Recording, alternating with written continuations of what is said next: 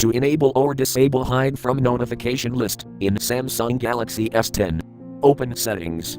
From a home screen, swipe up or down from the center of the display to access the apps screen.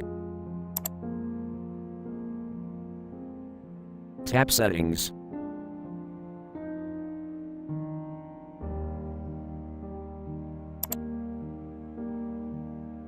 Tap Notifications.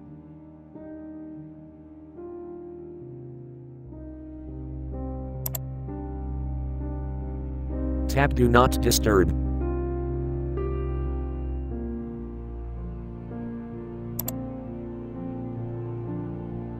Tap Hide Notifications.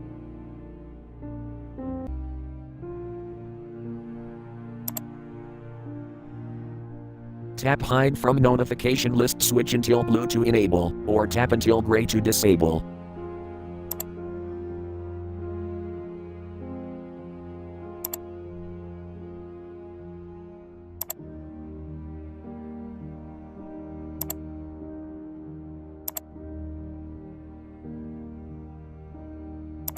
Thank you for watching. Have a nice day.